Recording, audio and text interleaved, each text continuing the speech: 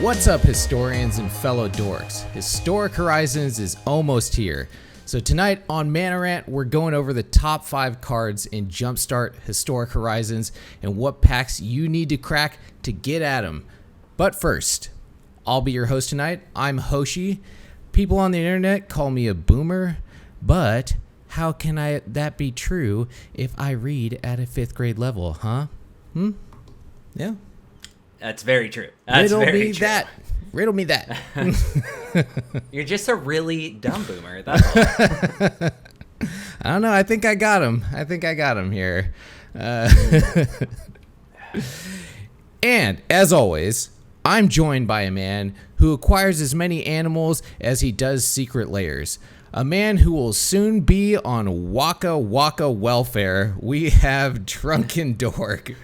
Wow, yeah, that's actually not false because, like he said, I just got another dog. Hence, look at this. Look at all this, dude. Dog fights at my house right now.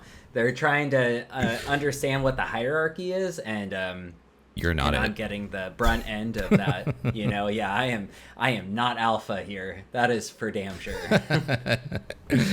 That sucks, man. Mm-hmm. Well.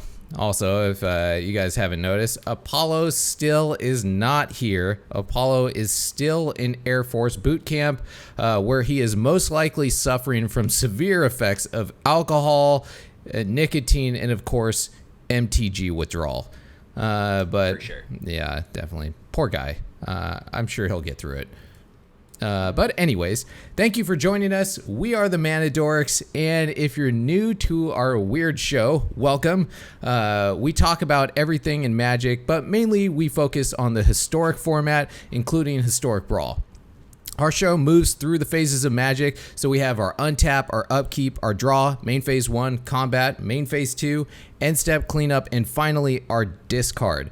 Our main phases are our main topics, and time hacks as well as a full breakdown of the episodes will be in the description below. Now that that's out of the way, let's jump into our show and start things off with the Untap phase. Untap. So, Nice. We always have a drink or two when we play Magic in person. So, Untap is a quick phase where we follow that tradition and open some drinks. So, Drunken, what are you drinking tonight? What am I not drinking today, man? That's the question. After yeah. dealing with this dog drama at my house, I'm drinking everything in the goddamn cupboards. And I'm gonna apologize now. I have my door open right now, but that's only because this new dog has like withdrawals with me. It's like really attached to me. Oh wow, and, already.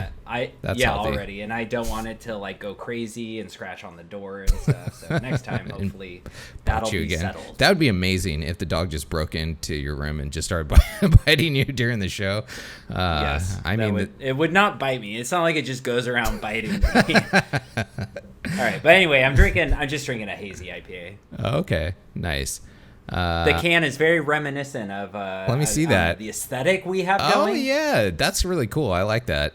Yeah. I mean, obviously we like this kind of theme. I am drinking a lavender whiskey sour. So let's see how this thing is. Yummy. That sounds absolutely disgusting. Wow, that is really nice. Actually, it's got like a citrusy lavender taste to the, like really mellows out the whiskey. Oh so man, it tastes like soap.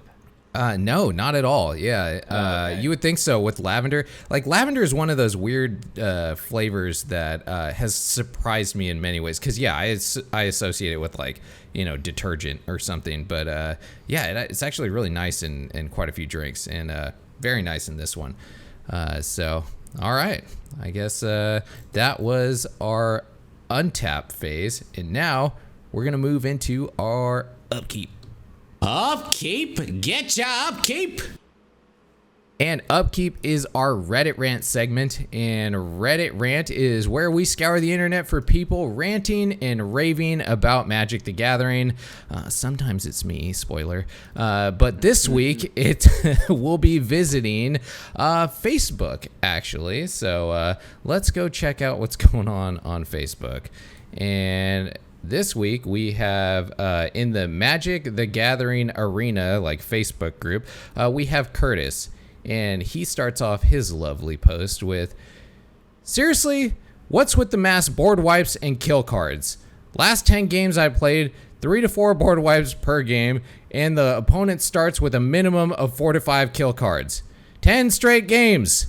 1 to 2, I'm like, okay, whatever. But every single game, Jesus fucking Christ, people, learn how to play the game. Or whatever. We'll just go blue-green and shut you out. I hate playing those colors, but kill/board wipe spamming is getting old. So... So Curtis is he's had enough of just the control. Absolutely. The control decks. I get it, man. I feel like it's only when you're playing like creature decks too. You're just like, all right, everything dies, I guess. Yes, absolutely. I think my main solution to this, Curtis, is play a control deck, and you will never see a control deck again. You will only play like hyper aggro creature decks that kill you like turn 2. So try that out. Honestly, yeah, that is just how the fucking randomizer works. You're like, I feel like it sees the cards you're playing with. It's what would work best against you? Yeah, and it just happens, man, and then it just unfolds into that mess. And then sometimes you just get like 20 straight games where you go up against like the deck is probably the best matchup for you too. Yeah, you know, like exactly. I get both ends of it, and you're like, oh buddy. Yeah, you're like, dude, I'm so fucking good at Magic. And like in reality it's just that like you got lucky and paired up against like, bad decks. You're like, your this deck. deck was made to destroy you, and that was just that. Curtis just sounds like you had a bad day, buddy. Sorry to hear that, but I can say for certain we've all been there at this point in Magic, you know. Yes, absolutely. Well, that one wasn't too crazy. There was some deep, sorrowful me posts this week, but I thought I'd go with this one because this one was a little bit funny. I like that. Jesus fucking Christ, people, learn how to play the game. When I saw JFC, I was like, what the fuck does that even mean? And if I were you, I'm surprised you didn't pick one that had to do with Jumpstart, you know? Oh, like there were tons of grumpy posts this week. There were, especially on the post that I made. I made a post last night while I had a few whiskeys on me that is on fire. People are like roasting me. And it's great. There are some super sad ones where people are like, oh, my feelings and all this. Yeah, so no, I didn't get into that. Anyways, that was Reddit Rant. And if you have a Reddit rant that you see, someone that is ridiculous on the internet or some funny posts like that, send it our way. We like / making fun of or laughing with people. So with that, we will move into our draw phase. Let's draw. And draw is just another quick phase that we have where we see if we've been playing any interesting decks this week. So, Drunken, playing anything good this week? Yeah, I think I touched on it last week briefly, and I wanted to say I'm sorry we had technical difficulties last week, so we couldn't finish the podcast. Yes, we did. I want to start by saying that. And I think I was actually talking about this deck when the internet froze. When I got hit by lightning. The internet didn't like this deck. Basically what happened. When God said no and he struck down my internet. Yes. Yeah. And so I've been playing this green-white taxes deck, Death and Taxes style, but it's just taxes.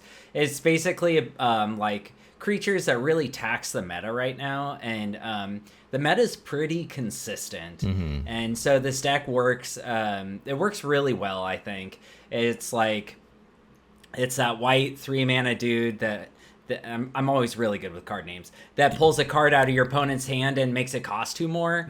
I know what the white flyer that's a 3/1. Yeah, who's like an actual Magic player that they made a card out of. I can't think of the name of it. Yeah, I know what you're talking about. Yeah, that one, Garruk's Harbinger, because I fucking love that card right now. It's so good in the meta. There's so much black. It's turn 1 Thoughtseize every time. They're like Garruk Harbinger. Like they can't deal with it if it gets on the board. Yep.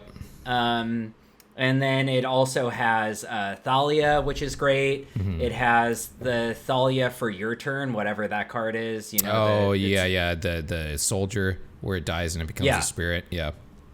It has the boar. It's a really good deck, and it can be pretty aggressive too. I have that. I have the elf that every time a creature with greater power, it gives it +1/+1, whatever that fucking Pelt Collector. Yeah, Pelt Collector. I'm so fucking good. Dude, you're so good. And I play with these all the time. I just never look at the names. I look at like the art and like the ugly elf. Yeah. Yeah. Nice.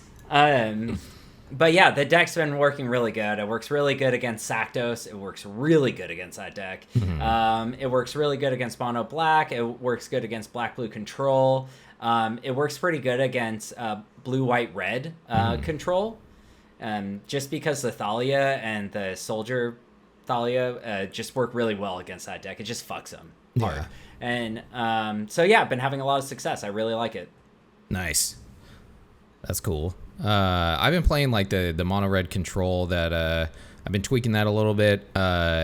And then I recently, just to do my dailies, started playing my spirits deck again that I haven't touched in a long time. I was like, I'll just whip this thing out. Dude, I crushed That's probably great in the meta right now. I crushed like 10 people with it. It was crazy. Like not even close, just brutal. Especially with how much black removal is going on right now. That deck really dodges removal because it has like flash hex proof, and then it has the Cura Glass Spinner that doubles things up, and like they just can't deal with it. Also, like the combat tricks of having the Rally of Wings, it like that really blows people out. They don't expect you to like untap your stuff and then have it get 2/2.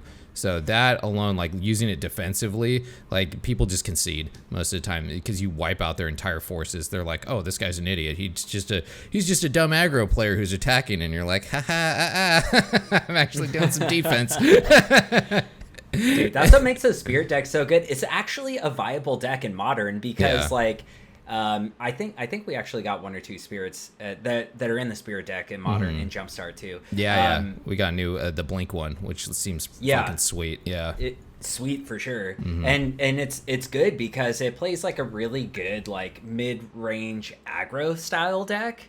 It just completely protects itself against board wipes. It's like really good in the in certain metas. So yeah, I'm excited to see this roll out in Jumpstart. Sounds like a sweet deck though. It is, yeah. And we'll add both of our decks to the description after the pod if you guys want to give them a try, or you can join our Discord channel where we will add those decks and our deck lists on there as well. And along with a bunch of other dudes and ladies who make sweet ass decks. So please join our Discord and you can see them. And anything else before we go to main phase? Nope. All right, let's do it. Main phase 1. All right, and main phase 1 tonight, we are going over. Oh, that was not it. The top 5 cards in Jumpstart Historic Horizons. So, man, this is just quick disclaimer. This is both of our top 5s, and we're not picking the same cards. So there was a couple that Drunken picked that I also wanted to pick, but we tried to pick different ones, and these are just the ones that we think are going to be the strongest in Historic so far. So let's get right into it and take it away. Drunken, your number 1 pick is okay. I'm really excited for it. Now, like you said, disclaimer, these definitely aren't going to be the best cards, but I think they're going to work well. And I think in certain metas, it's going to work really well. So my first one is going to be Yawgmoth, Thran Physician. And it is 2 black for a legendary creature, human cleric. It has protection from humans, which is relevant. And then it says, pay 1 life, sacrifice another creature, put a -1/-1 counter on up to 1 target creature, and draw a card. And then it has black, discard a card, proliferate. This is fucking wild. This card's really sweet. I think it's gonna go in the discard, the the sack deck really well. Black red sack, green black red sack. I think it's gonna work really well because instead of that top end being in black red, I think there is no 4 mana top end, but in the green black red, it's the fucking dragon thing. And this will be way better because this has sack on a stick. You know, pay 1 life. They can't like respond to that because then you can just pay another life. You know, like it's true. And yeah, it's really good. And then not only that, but it has a way to proliferate those -1/-1 counters, and it has protection from humans, which is very relevant. Like I already said, I think this card is amazing. Yeah. What do you think? I think Yawgmoth is crazy. The only downside I think to it is that it's 4 mana. That's the only. I mean, the discard proliferate thing seems pretty cool too, to be able to just throw, you know, a card that you want in your graveyard in there, and then you get a proliferation out of it too. So yeah, it's a super cool card. I'm very interested to see what you know, decks this is going to slot into. Besides, you know, the Sakdos is, I think you're right on with that one. Anything else? No. Okay, well, let's look at where you can get Yawgmoth, because if you guys aren't aware of how we're going to be collecting cards in Jumpstart, is we are getting them out of the theme packs. So when you play Jumpstart, you like get these I think it's 2 rounds of 4 random packs, right? Yes. Yeah. It's 2 rounds of 2 random packs. Oh, is it only 2? I thought you got to pick out of 4. It's only 2. Oh, yeah. That's okay. Yeah, I think there's it's more than a normal pack. It's like 15 cards per pack. But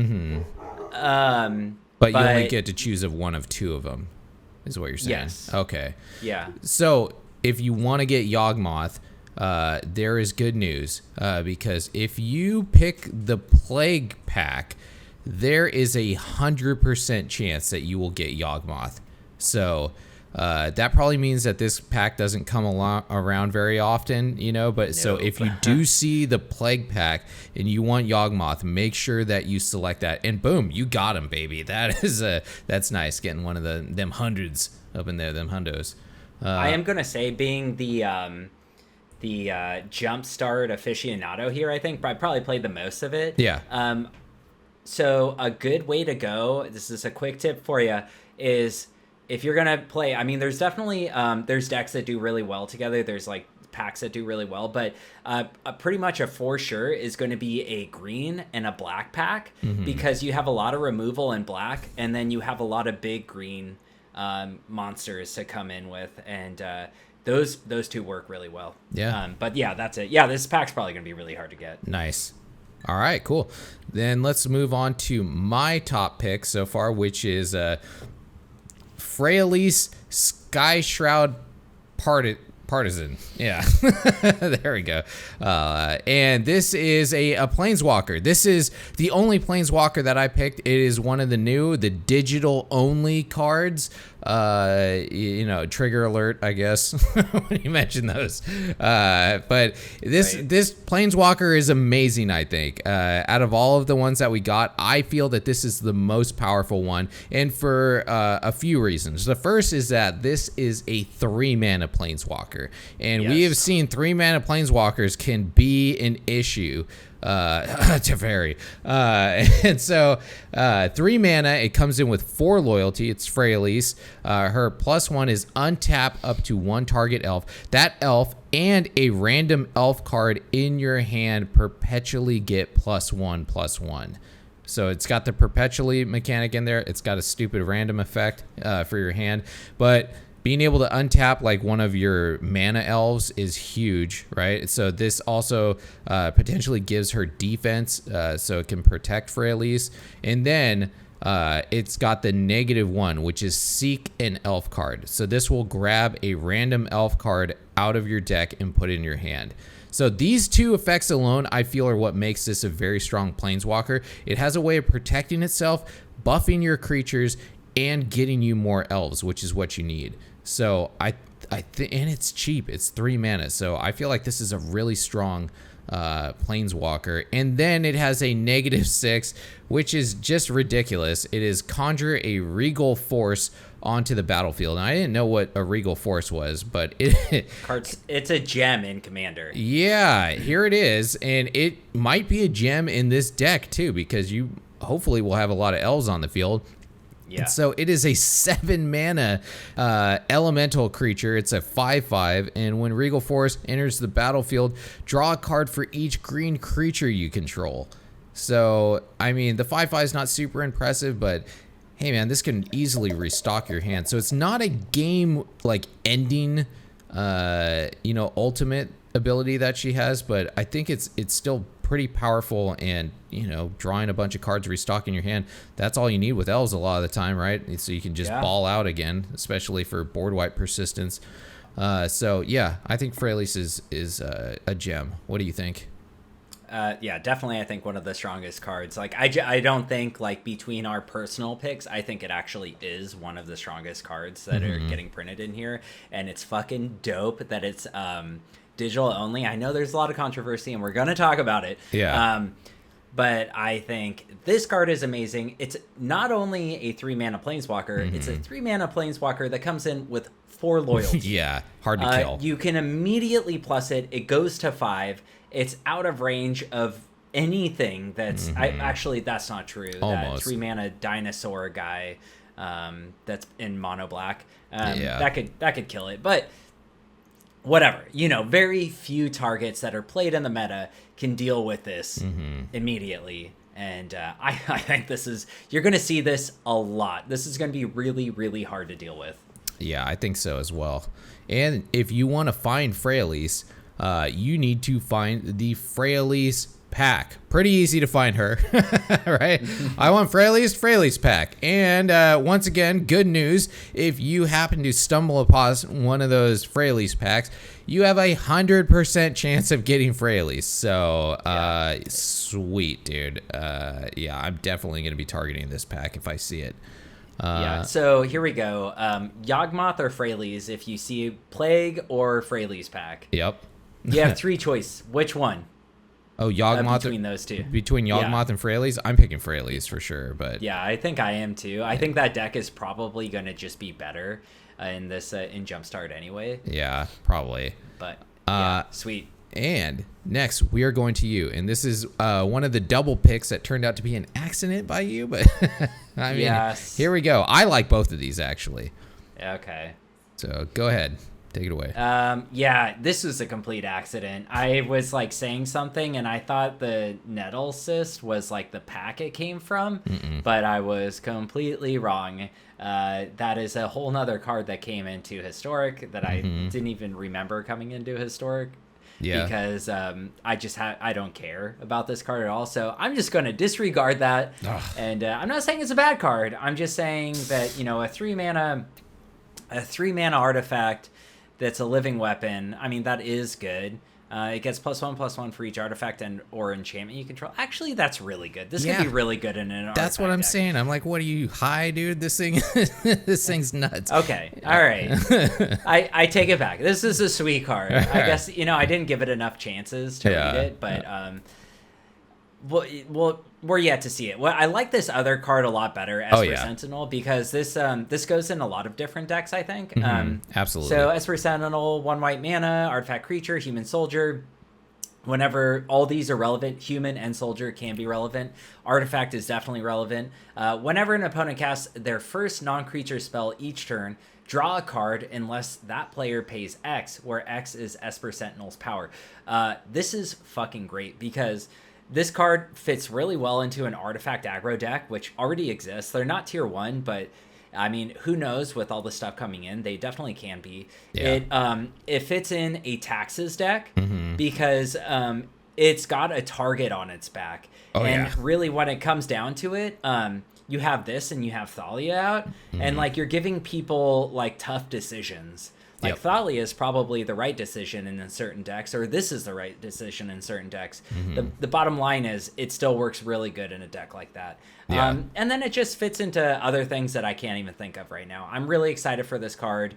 It was one of my favorite cards coming out of Modern Masters 2, or Modern... not Modern... Is it Modern Masters? No, it was Modern Horizons 2.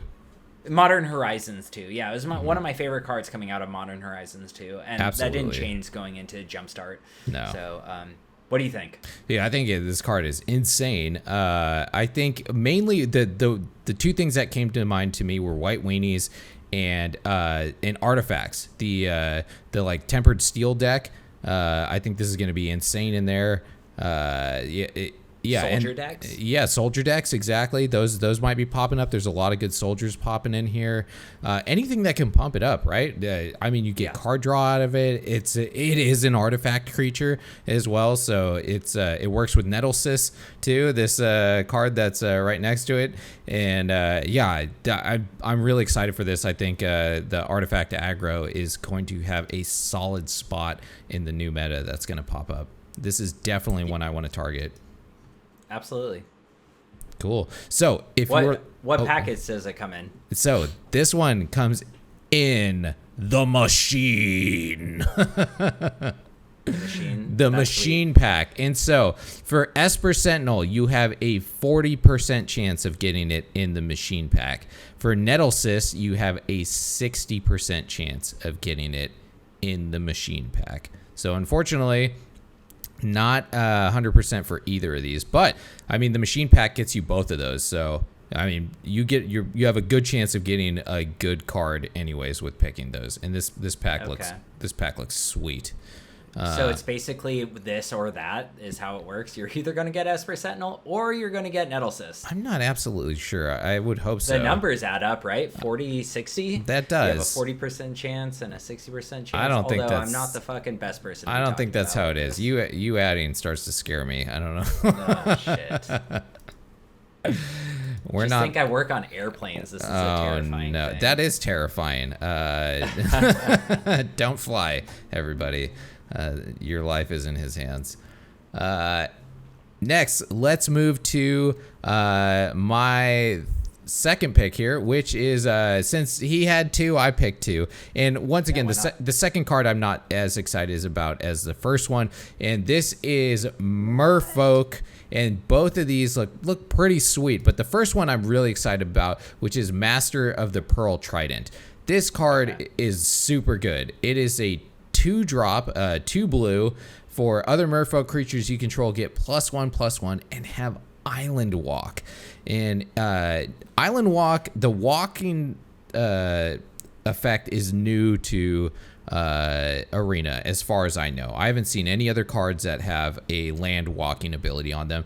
And there was one. Was there? Okay. Yeah, you said it last time. You're like, and I was like, no, there's got to be more. And you're like, yeah, this is the only one. I'm pretty sure. I don't remember what it was for, but there is one land walking. Crazy. It gives a card land walking or something, I think. Yeah, but anyway, keep going. Cool. Well, anyways, land walk allows you to have your creatures be unblockable if they have that land. So in this one, if your opponent has an island, then all of your Merfolk are unblockable at that point, which is insane, right? That allows you to like end out a game. And it is an Anthem effect, so this is a Lord that is a non-legendary Lord. So this gives Merfolk a huge boost because they only had 1 2-drop Anthem or Lord or whatever before, and so this is another one in there. This is another collected company target for them that soaks it up, and so I think this card is sweet.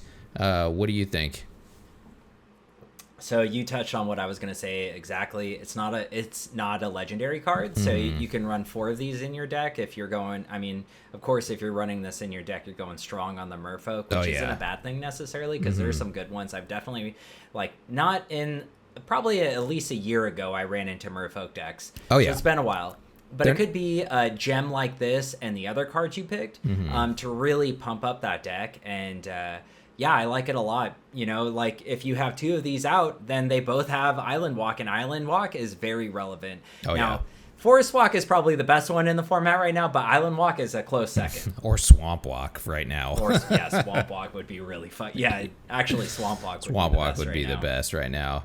That's why in Modern, a card like this is super good because they have the ability to enchant your opponent's land and make it an island. There's enchantments that do that, and so you can force your opponent to have an island, and then gives all your creatures Forest Walk. So if we get a card like that, I think this is going to be way stronger than it is right now.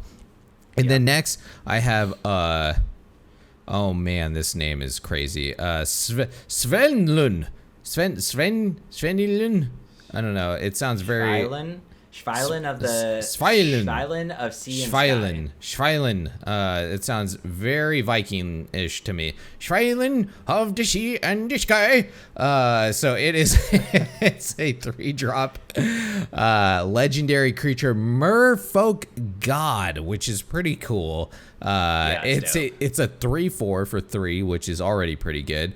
And it is Schweinfelder, whatever, of the Sea and Sky, has indestructible as long as you control 2 other merfolks, which is cool. It's a god that gets indestructible if you have like kind of, merfolk devotion. So getting away from those stupid gods that we had in Kaldheim.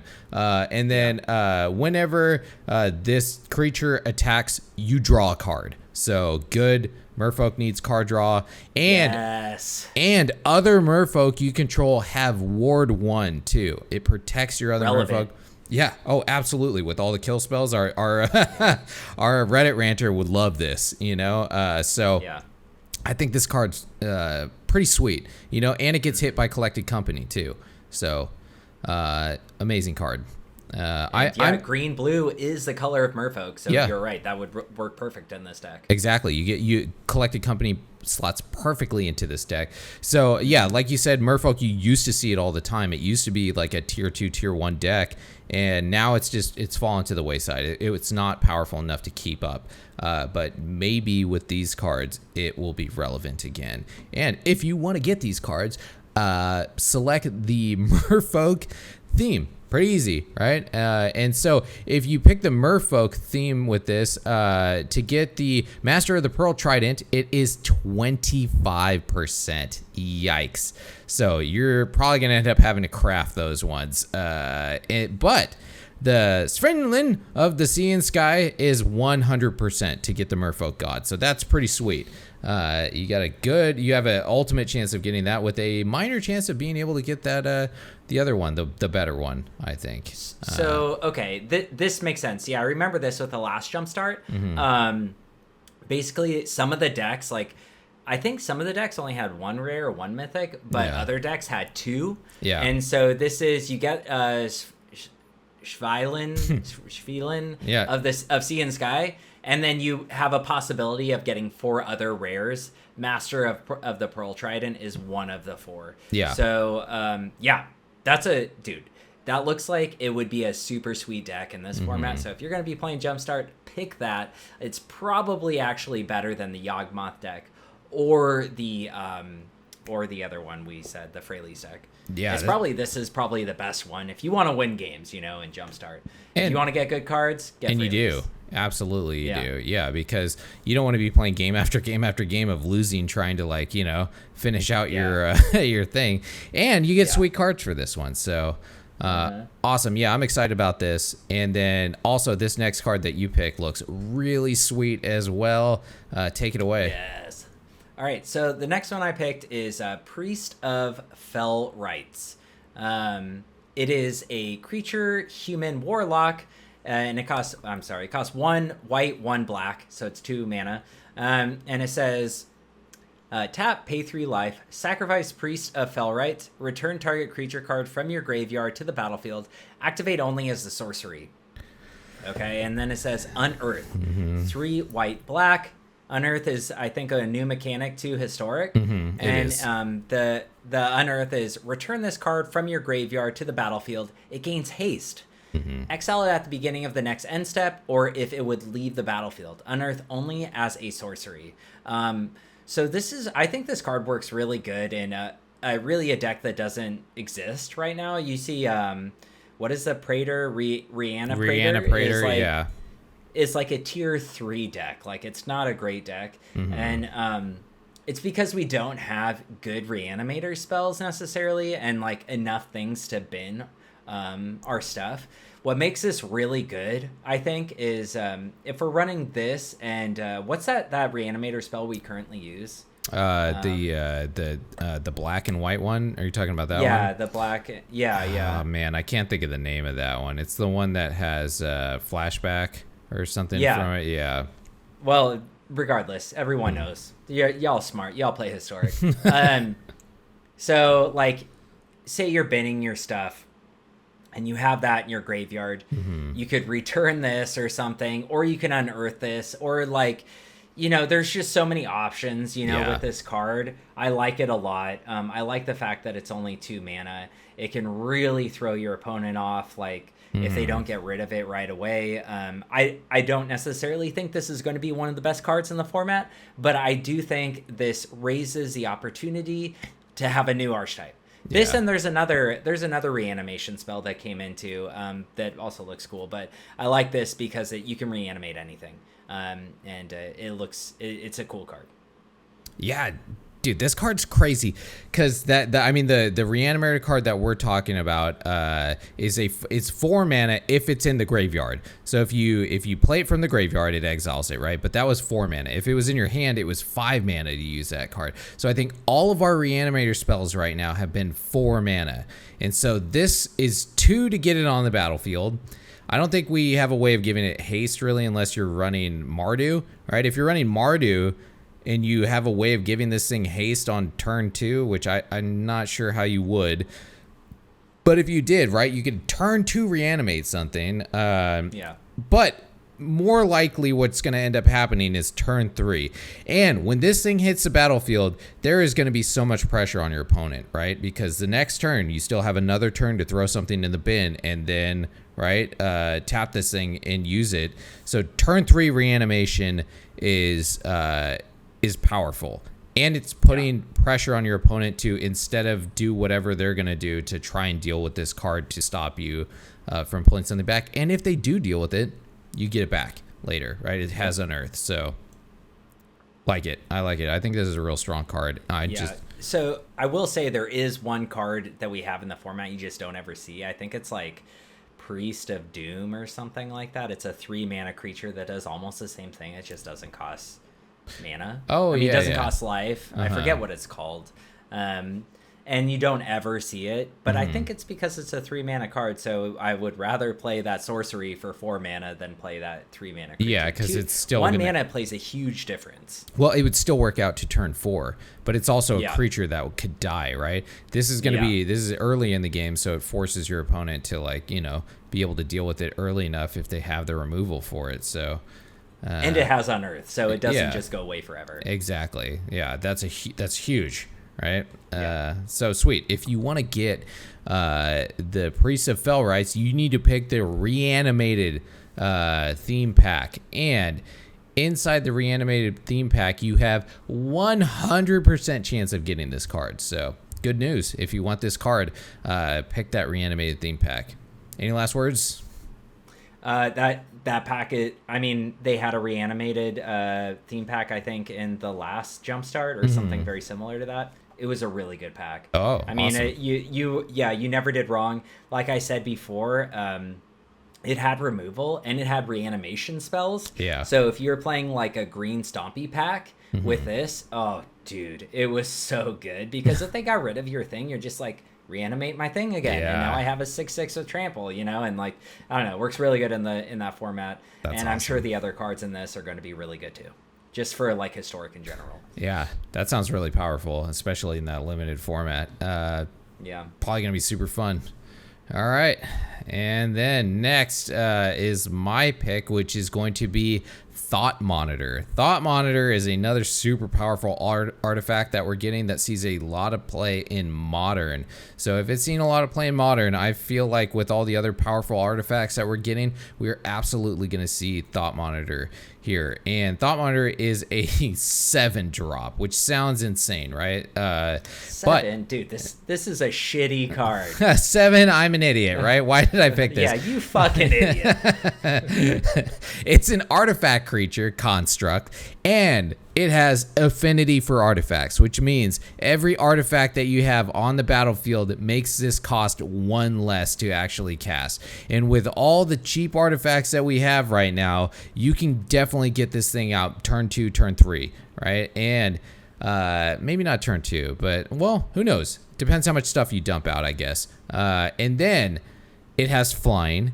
It's a 2/2, but the best part about this card is when Thought Monitor enters the battlefield, you draw 2 cards. So if you just dump out your hand, right, and then you get punished for that, usually you're pretty screwed. But in this case, you're drawing 2 more cards, which is going to fuel you a little bit more. And then if you get another Thought Monitor, you're drawing more cards, right? So I think this card is very powerful in the fact that, it's prevalent in Modern, and we're getting all these new artifact cards. I think we're going to see this card. What do you think, Drunken? I fucking love this card. I almost picked it, This and Fraley's, I think, are 2 of my favorite picks of yours. I think this card's amazing. We don't have those dual artifact lands, I don't think, right? They're not in the packs? I don't think so. That would be insane if we did. If they are, then this card's just going to be fucking... You're going to see it everywhere. It'll be really powerful. Mm-hmm. And, I mean, along with any other artifact card. Yeah. This works really good with Ornithopter. Works really good with the 2 mana dude that pumps all your... you tap it and it gives them all +1/+1. Oh, yeah. Absolutely. I think we're going to be seeing blue-white or blue-black or blue-black-white artifacts. Yeah, absolutely. And they're going to be really good. It doesn't matter that it's 7 mana for a 2/2 flyer, because what you're doing with this is you're getting out on turn 2, turn 3, and you're drawing 2 cards with it, which is insane. That's not anything to scoff at. That's a really good No. And it's probably going to be pretty buff at that point, too. Or it's going to be getting you that Tempered Steel or whatever. Yeah, I love this card. I think this is going to be a really fun card to play. And satisfying. Getting to place a 7-drop, and cheating out for less mana, that always feels good. And absolutely, if you want to find this card, guess where you're going to find it? In probably the best pack, I think, here is In the Machine again. The machine nice. Is such a good pack. Now the crappy news about this one is Thought Monitor, you only have a 30% chance of getting it in this pack. So the good news is always pick the machine if you see this pack. This pack is just like 3 of our cards are in here that are so good. Yeah. Solid pick. Solid. All right. Let's go back to you with the one that I feel like this is probably your favorite deep down inside, isn't it? Oh, dude. It absolutely is my favorite. It's just like I couldn't properly rank it up. So I'm in the process right now. Let me read the card. Yeah. And then I'll talk about it. So, you're so excited. Sithis. Yeah. Yeah, I am, dude. Yeah, super excited. Rock hard, diamond hard. Oh no. I don't want to go any further. All right. Sithis, Harvest Hand. It is a green and a white for a legendary enchantment creature nymph. That's kind of sexy, right? Yeah. And it says whenever you cast an enchantment spell, you gain 1 life and draw a card. Okay, so this is an enchantress. Like if you've been playing Magic for as long as us, you've heard that before, and that's exactly what this is. Yeah. It's a 2 mana enchantress. I think there's only 1 other 2 mana enchantress out there. It's really good. It gains you life. It draws you a card every time. Yeah. Now, what I'm looking for is an enchantress deck.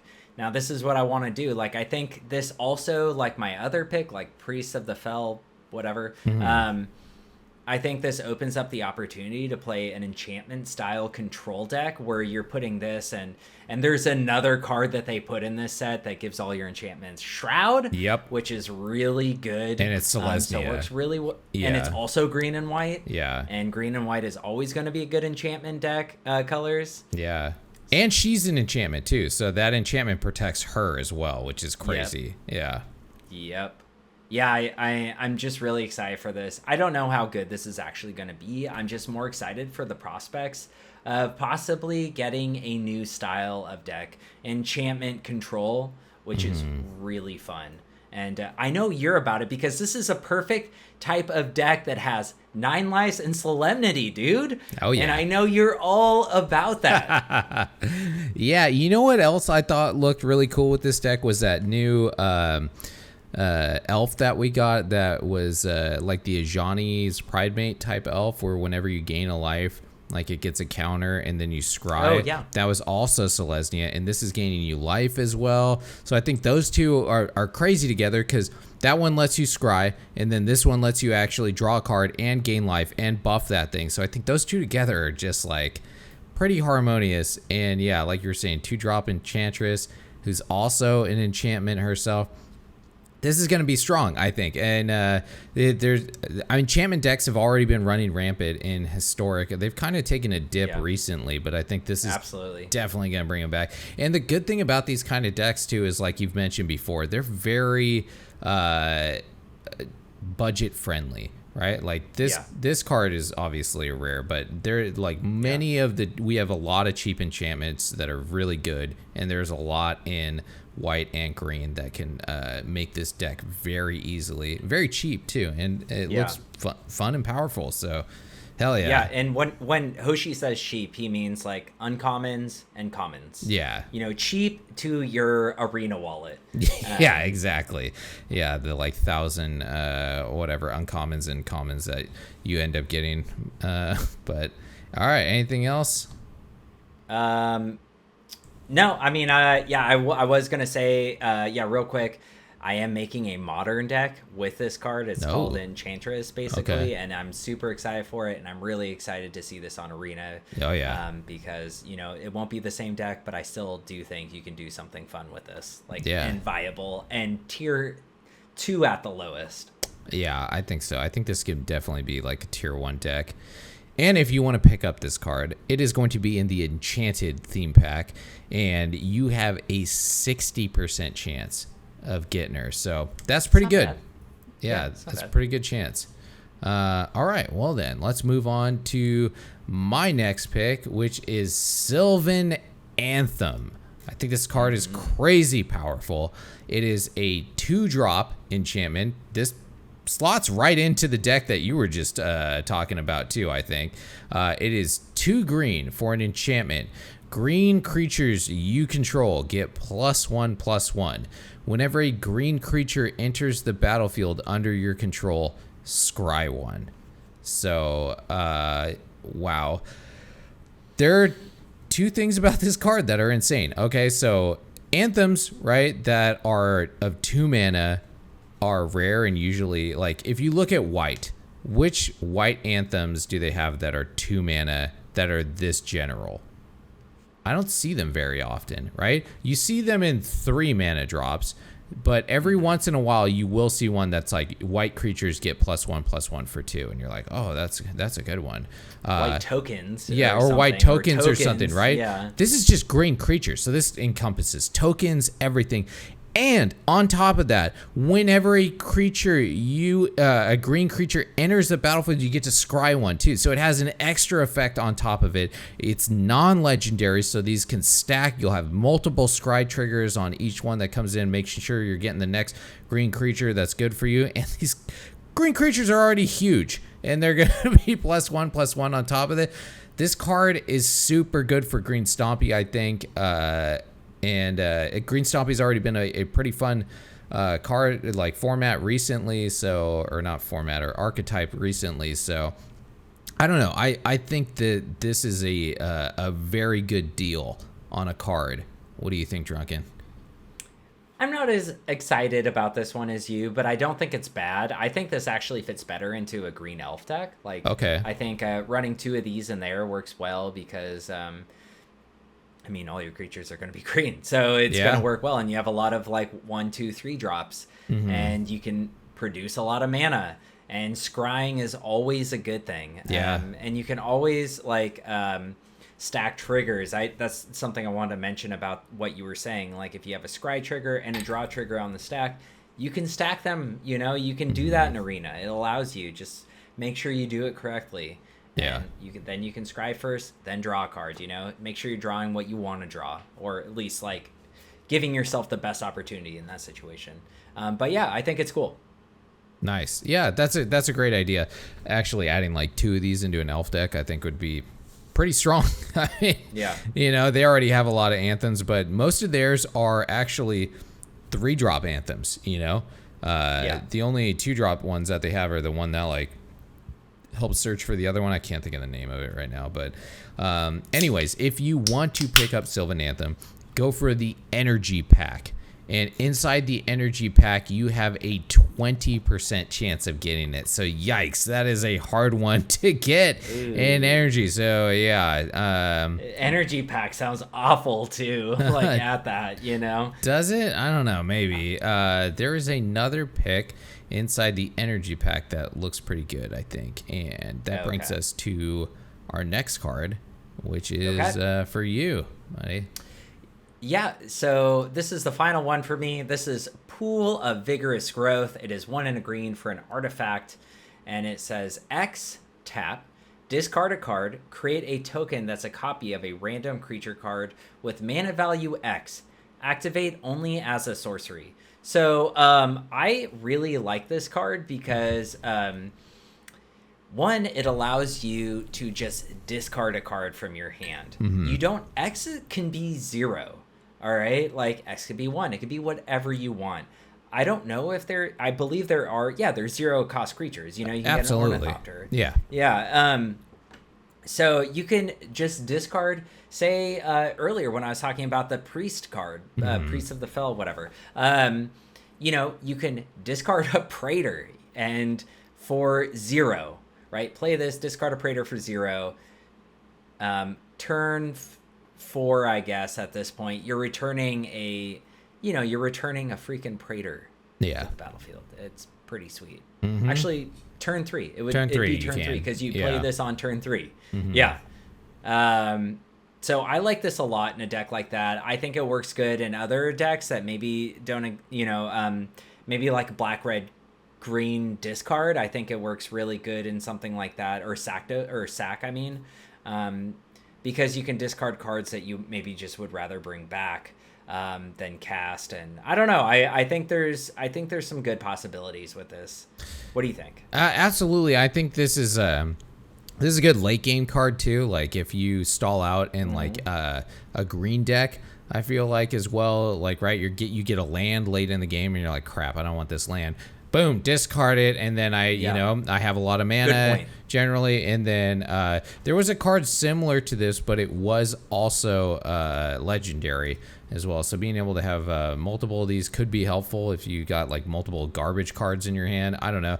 And the randomness is a little, spin the dice, see what you get. Sometimes that's good, sometimes it's bad. Some people really hate random mechanics, as I've seen this week. Yeah, but absolutely. I mean, yeah, this definitely, I think there is a randomness to it, but at the same time, there's a very high strategic value to this of being able to ditch a bad draw out of your hand to get something potentially way better. So yes, random, but at the same time, I think competitive because of that, because it can fix your draws that you're getting. So yeah. I think I do think in a Rihanna Praetor deck, like you may run 4 of these, and like you said, I could dish one of them, right? I draw one, put it on the battlefield, dish the other, discard it, and then pay X, whatever X is. Yeah. And if that's the only thing in my hand, that's the only thing I draw, and then I at least get something out of it, right? Like I do think there is like something to say about that. Yeah, you could get something good. Well, if you want to get this card, there is an 80% chance you'll get it in the energy pack, and 50% in the relentless pack, and 20% in the tinker pack, and 20% in the scorched earth pack, and 10% in the evolving pack. So that card is in a lot of stuff right now. A lot of stuff. Yeah, wow. So good chance you'll get that pack, but the highest chance you're going to get is going to be in energy. And that brings us to my last pick, which is Harmonic Prodigy. And Harmonic Prodigy seems real crazy to me because it is a 2-drop, a 1 and a red, for a creature human wizard with prowess, which means whenever you cast a non-creature spell, it gets +1/+1 till the end of turn, which is pretty good. And then it's a 1/3 as well. And then if an ability of a shaman or another wizard you control triggers, that ability triggers an additional time. Now this isn't an ETB. even though that does count with this, it's any triggered ability of a shaman or wizard that you get. Also, this is not a legendary card, so you can have multiple of these. You can get multiple triggers. Holy crap. Okay, so this is how excited I am about this card. Magical Christmas Land. Speak it to me, brother. Okay, so I'm not going there. I just want to compare it to an old card that I really liked, and I made a deck around, which was Naban, Deem of Iteration, who was also a 2-drop. However, he was legendary for a creature human wizard. He was a 2/1, which meant he died to everything. And he specifically said if a wizard entering the battlefield, so it had to be a wizard and it had to be an ETB, caused a under your control, causes a triggered ability of a permanent you control to trigger, that ability triggers an additional time. So it was only on ETBs, it was only for wizards, and then you got one. And he sucked. You can only have one of him, and then he died to like anything, literally any amount of damage. It was a 1/2 or he was 1/1, a 2/1, a 2/1. 2/1. He was a 2/1. Okay. Yeah. So this card is leaps and bounds better than that. Because it encompasses shamans and wizards. So like that like pyromancer thing that comes in the mono red decks, that where it enters the battlefield, you deal damage to your 2 damage to your opponent. This double triggers that, or if you have multiple of these, triple triggers that. I think this goes in in terrifying mono red decks at this point, because it gets prowess as well. And then if you have wizards that have triggered abilities, like let's say anything, I don't know, there's a lot of triggered wizard abilities. Absolutely. The Adelice Cinderwinds, that card that I really like, its triggered ability is whenever you cast a non-creature spell or something, it pumps up all your wizards. It doubles that. This is gonna go into a glass cannon, an insane glass cannon deck, and I'm so excited about this deck. It's going to be not super consistent, I feel like, in that kind of deck. But I feel like in mono red decks, this is going to be terrifying. So anyways, this was my last pick. I really liked it. And if you want to pick this one up, it is in the Spell Slinger pack. And you have 100% chance of getting it if you dive into that pack. You didn't let me say anything. Any last word? I was going to say. Talk about this. I was going to say. Any last words about the Harmonic Prodigy? Yeah. That's if you're listening, that's me clapping my hands, not my booty. Hoshi, you chose a red card that fits perfectly in a mono red deck, which I know you despise. It's true. You hate those decks. Those are do. I think your least favorite decks to play against. Probably true. Yeah. That or maybe Control. Good job, because this card is fucking amazing. I mean, it has prowess too, which is very relevant at a 1/3, for 2 mana. I think this card's going to be a bomb in Historic. I think this is going to be really good in mono red decks, red blue aggro decks. I think people are going to find a way to, those shells that run the Phoenix or whatever. Yeah, they're going to find a way to run wizards in there, and I think it's going to be viable. I'm not saying this is a card that makes it. There are many wizards that make that deck. I think this card just helps it. You run a lot of instants and sorceries and something like that, and I think it's just going to work really well in Historic. Good call, Hoshi. Thank you. Yeah, I really like this one. I think it's going to be super dangerous. It hurts my soul to say hey, this is gonna be a super good red deck, but it also slots into janky wizard nonsense, which is what I really love about it. That's truly why you picked it. That really is. And lastly, before we end this and go into the card game, the top theme that I think is the best one that you should pick if you ever see it is going to be In the Machine, right? 3 out of our picks are in that deck. The artifact deck, In the Machine theme. It looks pretty solid too. It looks like a solid deck. It does. It looks amazing. Or pack or whatever. Yeah, so I think that one has the most money in it. So yeah, pick that theme if you get it. And that was the top 5 cards that we picked in Jumpstart Horizons. What do you guys think? Do you agree with our picks? Do you disagree with our picks?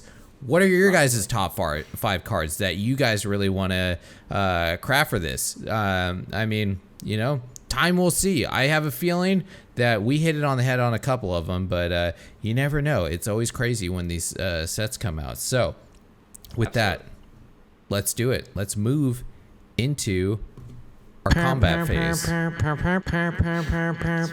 Dorkish combat! Oh my gosh. All right, everybody. I know why you really showed up. It was to play the horseshit card game. And here we go. Probably true. The horseshit card game is a game where I now name 5 cards. The thing is, one of these cards is not in Historic. I named 5 cards. 4 of them are in Historic. 1 of them is not in Historic. And it's up to this drunken idiot and all you other possible idiots to figure out which one doesn't belong in Historic. So here we go. Are you ready?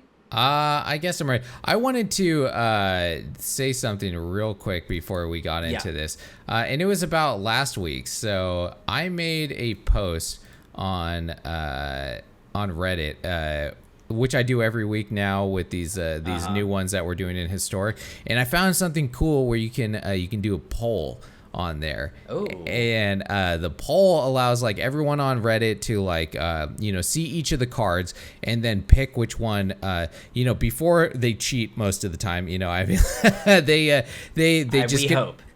just get a snap decision on what it is. And so guess what? Last week you did good, Drunken, because the majority of players picked Celestial Mantle.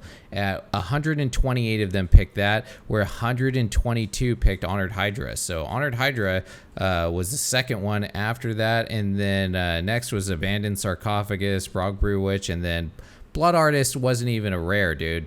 I don't know what you're doing with that. So you jacked up there. I messed up. You done messed up. But you did good with the Celestial Mantle. That one really threw people off because it's an insane card and no one plays it in Historic.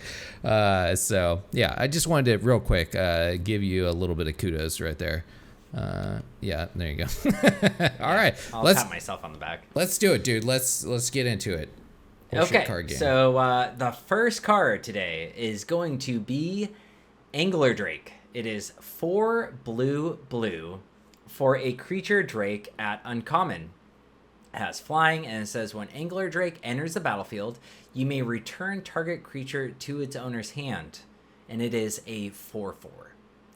The next one is Aerial Engineer. It is 2 white-blue for a creature human artificer at uncommon, and it says as long as you control an artifact, Aerial Engineer gets +2/+0 and has flying, and it is a 2/4. The third one is Arterial Flow. It is 1 black for a sorcery at uncommon, and it says each opponent discards 2 cards. If you control a vampire, each opponent loses 2 life and you gain 2 life. The fourth one is Brightmare. It is 2 and a white for a creature unicorn at uncommon. It says when Brightmare enters the battlefield, tap up to 1 target creature. You gain life equal to that creature's power. And finally, the fifth one is Amaranthine Wall. I think I said that right. Amaranthine Wall. You're asking the wrong guy. Remember, fifth grade reading level. That's true. It is 4 colorless mana for an artifact creature wall at uncommon as defender, and it says 2 colorless Amaranthine Wall gains indestructible until end of turn, and it is a 0/6. Okay. What do you got for me? All right, so Arterial Flow, I am 100% sure is in Historic because I have played with that one with my vampire decks. Love that card. Super good. Blightmare, pretty sure I've seen that one in last Jumpstart in the Unicorn set. The Amarith wall. I know that one's in because I've had it in my wall decks because I play wall decks because I'm that guy. Aerial Engineer, I'm pretty sure I've seen. And then Angler Drake, I don't think I've ever seen. So I am going with the Aerial Drake this time. Angler Drake. Angler Drake. Final answer. Okay. Well, that's a good choice. But you got it right, buddy. Yeah, it is Angler Drake. Yes. Oh, man. Whew. I want to shame myself. Yeah. Shame DrunkenDork. Shame. Because I forgot to take the set symbols out, which I think helps a little bit for you or for the people watching. It does. I completely forgot to do that. Yeah, you done messed up, Ron. I done messed up. But yeah, you got it right. I am wrong. Are we doing points? I don't remember. Yeah. You are now. I'm at +3. And then I'm at -3 or 0, or how's that work? Yeah, you are at 0. So you get nothing. You lose. Good day, sir. How long have you been waiting to use that one? How long? Tell me, please. A couple weeks, yeah, but Okay. it does feel good to finally use it on you with your 0. Good job. Thanks, man. Well, Hoshi, you did great, man. Thank you. I did terrible. You did. That was good. Hopefully, all of you got it out there, and hopefully, you all fucking took advantage of the fact that I didn't take the set symbols out of there because I am a fucking idiot. But yeah. Well, good game. That was a good one. That was just one of those ones where I'm like, yeah, I played with that one. I've played with that one. I'm pretty sure I've seen that one. So. As a toughie, maybe next week we'll see. With that was a horseshit card game. Hope you guys had fun with that. Let's move into main phase 2. Main phase 2. Dose. There's Apollo. All right, so this is the main phase 2, and we're going over the digital card controversy. So. Hershey. Yeah, that's a word, right? Remember, 5th grade reading level. Pretty sure it isn't. Okay, I like it though. I like it. It's a new word. Anyways, so with Jumpstart, Historic Horizons, there are digital cards only that are not being printed ever in paper, and the sky is falling since this has happened. And yes. You know what? We talked about this briefly last week where I think we both are in consensus that we like these cards. Yeah. We're glad they're doing this. I think we both agree that it sucks that they're not in paper, but there's a good reason that they're not in paper, right? It's not like they're just like, you guys can't have these. They're doing mechanics that are not possible to do in paper or would be super, super annoying to do in paper. So we like them, but I wanted to know, why do other people not like them?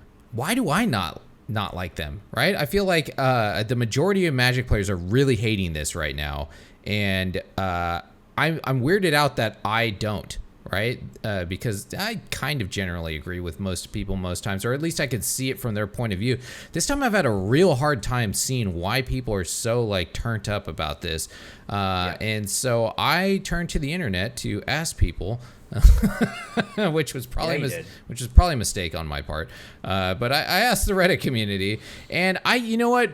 There was a lot of whiny nonsense that I got back, but there was some really good feedback also that I got in there. But before I get into that, DrunkenDork, what do you think? Why do you think that people really don't like this? They don't like the digital cards only, and they have strong feelings about this. What do you think are some valid reasons that people don't like the digital cards? I mean, full disclaimer, I've already read so much stuff about people saying it, but like instinctually, like my thing is people just don't like change, and that's a number one thing. That's just a general like thing. People don't like change, and so when people are fucking with something that they hold dear and near to their hearts. I mean, shit, we have a podcast, right? We love this game, obviously. Oh, yeah. And, I think it really just like messes with them because like now these cards they look forward to seeing every time, like the way I think the people, they kind of monetize it in their head. They're like, well, Wizards is spending effort and money into like something like this, where they should be spending effort and money into something like all paper, you know. I think that's like probably the main thing that really bothers people. And I think second up to that, like for the historic players, which are generally the people who watch this podcast, I think it's the fact that there's randomization, that it becomes like a little bit more like Hearthstone. I understand that completely. Yeah, but me at too. the same time, I also understand that we have a shit ton of cards in our format. Not as much as Modern, not as much as Legacy or Vintage, but a lot. And you don't have to play them. And if they turn out to be bad, then whatever, they're bad. Like, No one you will know, play if them. you don't have to make the cards. You can wait till the format settles itself out, which is going to be very quick, because that's just how the digital format is. Yeah. You know, I don't think there's a need to get upset. And really, out of all of the mechanics, there's only one that's really like Hearthstone-y. The other ones are not, you know, they just allow you to do things that you couldn't really do in paper, which I love. Yeah. This is something I have been getting on my soapbox and talking about for a long ass time. You know, take advantage of the first digital only format, and they are, and I love it. And I need to stop talking because forever. I first of all want to say, when people start talking about they're shitting on this decision, calling it Hearthstone, there are a couple major things that I would love to have in Arena that Hearthstone has, like the ability to watch your friends play games. That would be fucking sweet, right? Yes. that's number one, right? So I mean, there's a couple other things that Hearthstone did that are very polished that I think Arena is still lacking on, that they don't have. But that's besides the point.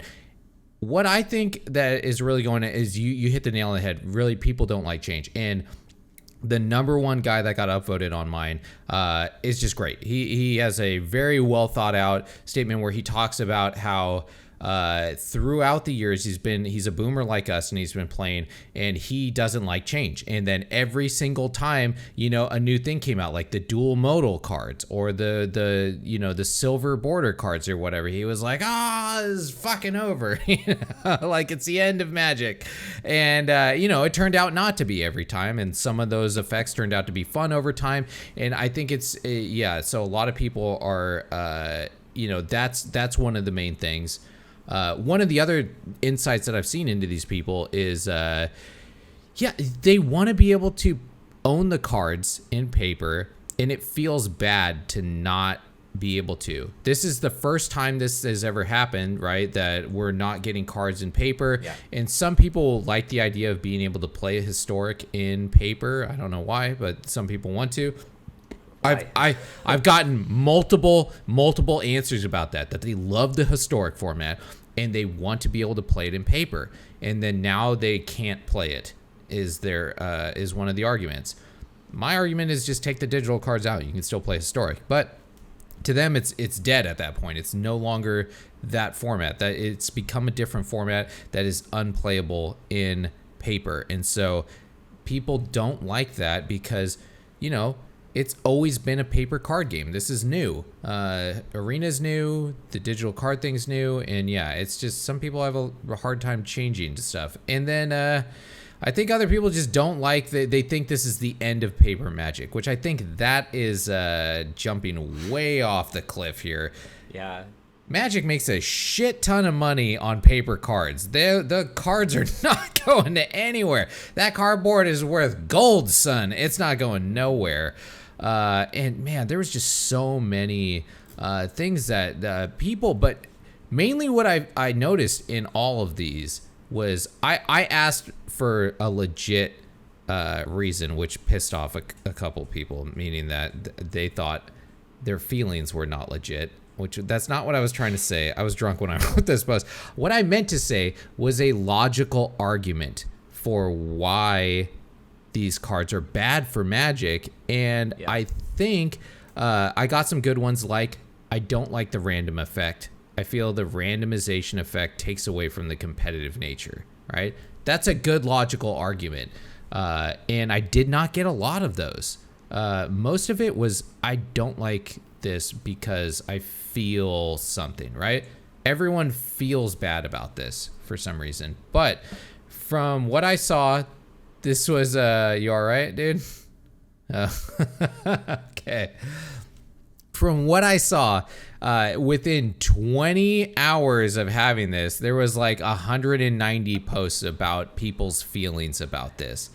And this isn't a huge forum that I posted it on. There's only like 6,000 people or something on here. So, yeah, people feel very strongly about this. And I don't know. Like I said, we both agree on it. I just wanted to take a small segment to jump in and validate these people, because these people are in our format, right? And you know, I felt like I was kind of segmented away from them. And the last thing I want to touch on was I asked Jamie, my girlfriend, I was like, why is it I'm okay with this and everyone else is? And she said that because, you know, I'm a huge computer guy and I'm into video games and all this and messing with stuff. She said, I am very accepting of new technology. And this is a new like kind of technology thing. And I think you're the same way.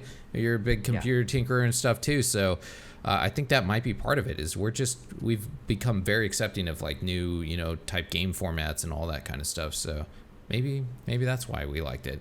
I don't know. Yeah, you know, and I think that's good that you touched on. Yeah, it's like, yeah, I too also want to know. I know generally like why, like it's like I said in the beginning, you know, generally people don't like it because just people in general in every aspect of life don't like change. Yeah. You know, that's why people live in the same town for their entire life or do things like that, you know, because they don't like change. Mm-hmm.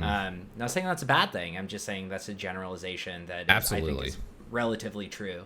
And I think it is really interesting to, like, when I was going through your posts and I was reading different people's stuff and they had valid things to say, it is interesting to see, you know, like what they really think about Magic and how they view like digital and how they view paper and how they view like the differences between them, you know, and I like that a lot. And I think people did have a lot of valid points. They did, you know, whether they'll come to fruition. I don't know how to fucking say that word. Fruition. Yeah. You know, is one thing or another, but yeah, I think overall this isn't going to change Magic. Not yet. I don't think so. I do think we do. You know, the future holds a probably mostly digital game. You know, I really think that's the reality of it. Yeah. But like how long it takes to get there is something completely different. I think it like, yeah, this is maybe the beginning of the end. You know, people can say like they can hold their like the end is near type of thing. Yeah. Signs like you have up. If you're not listening, Hoshi, you should watch it on YouTube or watch us live on Twitch. Because Hoshi has put in an animation of Homer with the end is near. And yeah, you know, I actually do think that. I do think that this is maybe the beginning of the end, but I think the end is like it's malleable, you know. You don't know where it's going to be, and I really don't think it's going to be for an incredibly long time. Maybe not even our lifespan, you know what I mean? So no. Yeah, I do think this is a good thing overall too, because this just means we're going to get more interesting stuff in our beloved format. And I say so. Our, not just you and me, everyone watching, because if you're watching this, you love Historic.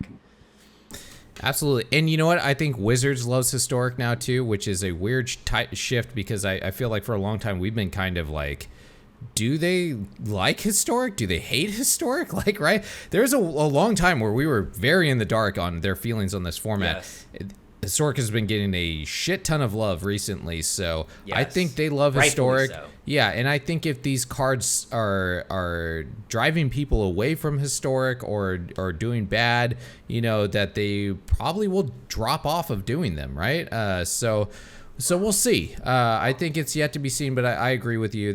I don't think this is the end, and I think we will see more of these effects, and I don't think they'll be that big of a deal, because we have such a deep card pool. Who cares? You just play around them, right? If you don't want them. So, but that was a fun dive into the sky is falling mentality. I think I like seeing the viewpoint of of people that are passionate about our format. So, any closing thoughts, Drunken?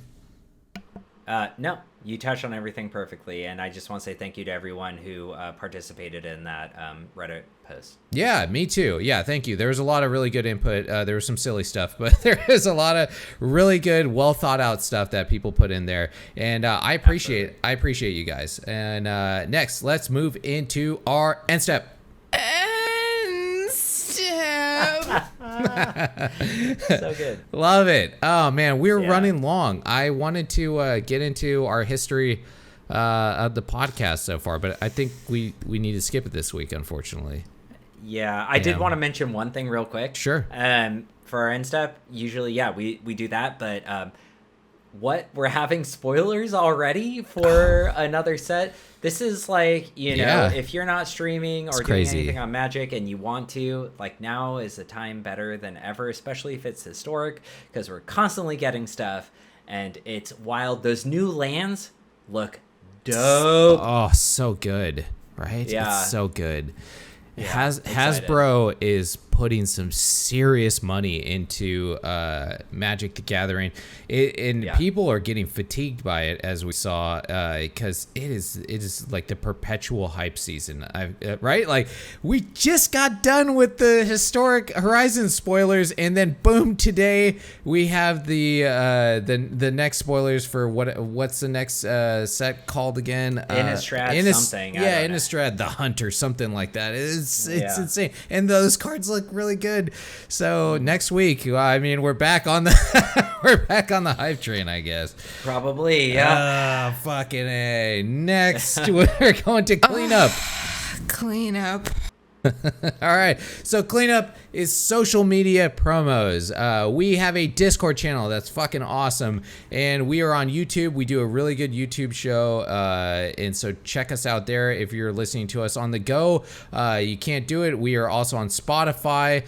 We stream this live on Twitch too, so you can come and join us on Twitch. We generally do it every Wednesday. The time fluctuates a little bit, but we're pretty good about posting that when it's coming up. And that is it for our cleanup. Now we go into discard. Discard phase. Drink 'em up, boys. And discard is where, like a couple of idiots, we pound the drinks that we have been drinking tonight, although I've already finished mine, so now I'm on the next one. I just opened a Michelob Ultra. I don't know, man. I don't know if I have the energy for this right now. I know. Let's try it. Me either. Yeah, I have a mimosa sour now. That's a fucking... Why are you pounding that, dude? Delicious. You should be having a Michelob Ultra. I know. It's because I'm not smart. So anyway. That's true. Good point.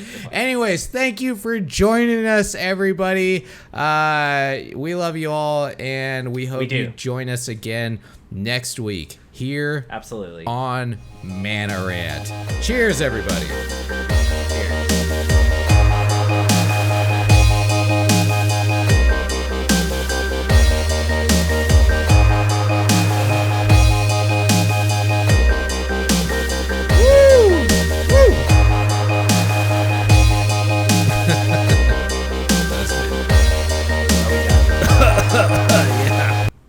Stop recording. Stop.